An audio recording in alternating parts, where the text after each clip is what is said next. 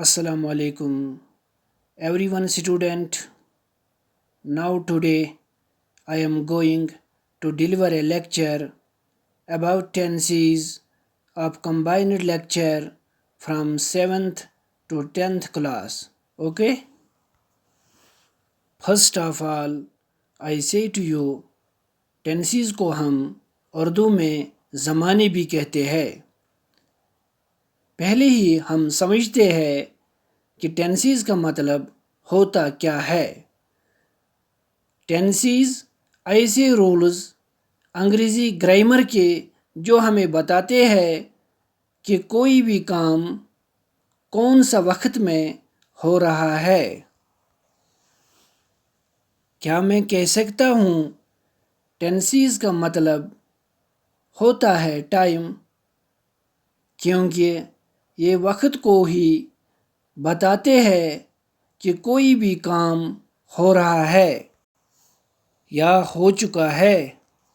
मिसाल के तौर पे खाने का, रहने का, हंसने का, रोने का वो कौन सा वक्त हो रहा वो बताते हैं हमारे टेंस।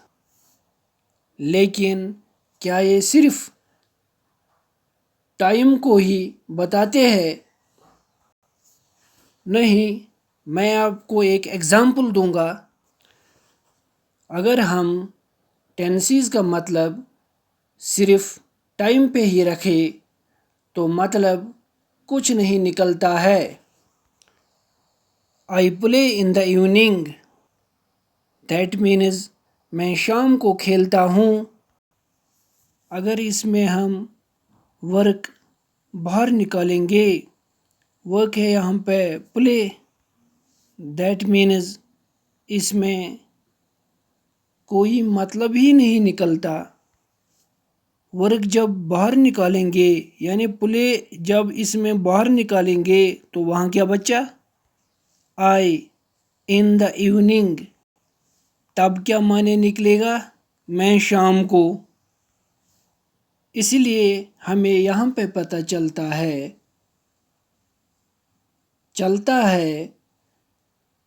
कि टेंसेस में सिर्फ टाइम ही नहीं बल्कि इसके साथ वर्क भी जोड़ना ज़रूरी है।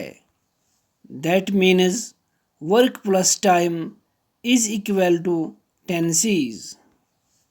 For example, I play in the evening, that means मैं शाम को खेलता हूँ।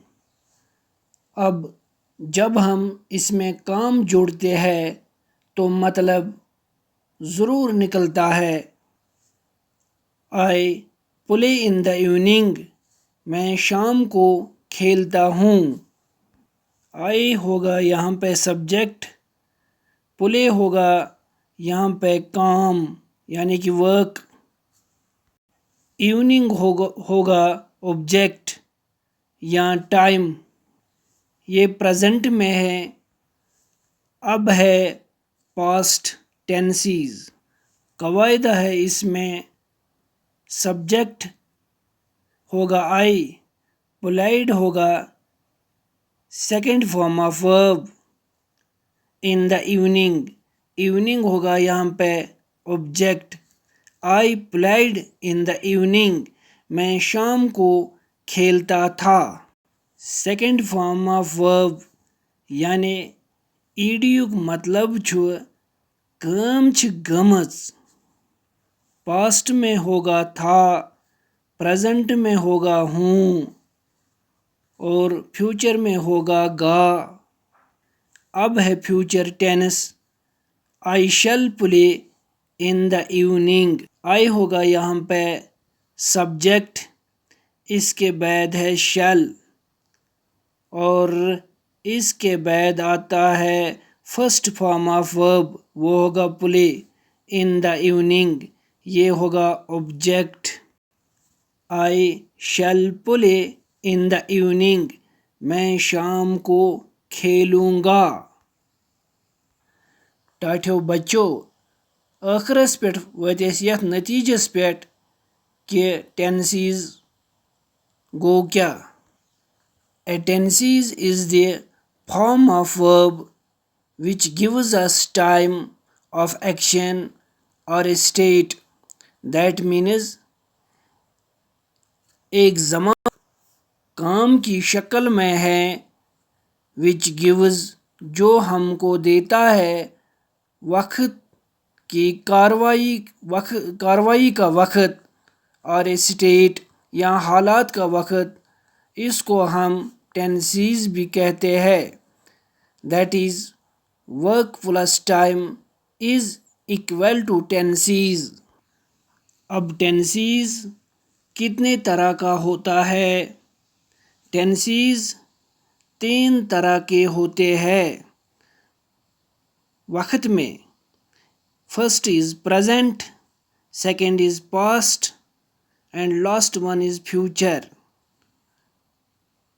پریزنٹ ہوگا حال یعنی کہ موجودہ وقت، پاسٹ ہوگا ماضی یعنی کہ گزرا وقت، فیوچر ہوگا مستقبل یعنی کہ آنے والا وقت.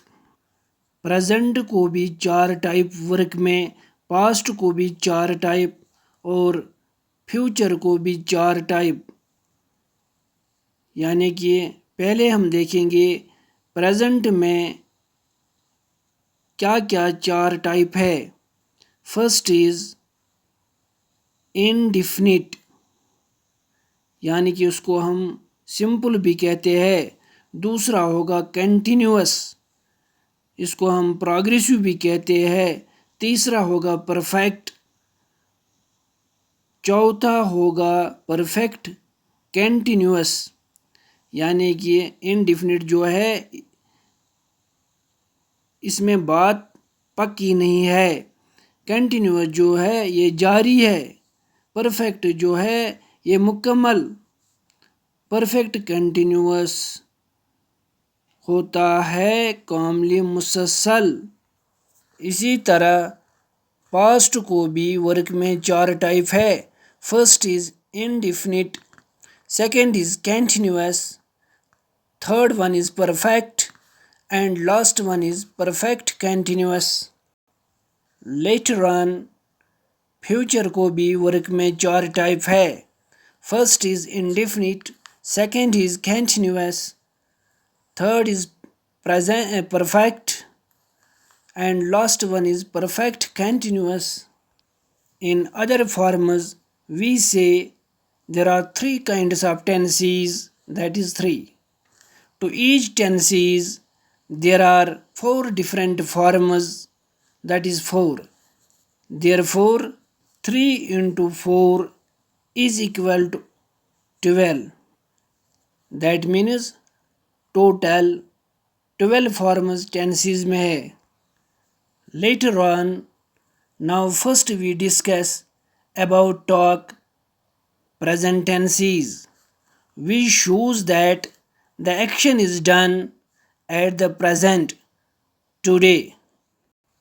That means جس سے ظاہر ہوتا ہے کہ کاروائی آج پہ کی گئی ہے. جیسے کہ میں ایک خط لکھتا ہوں. I write a letter.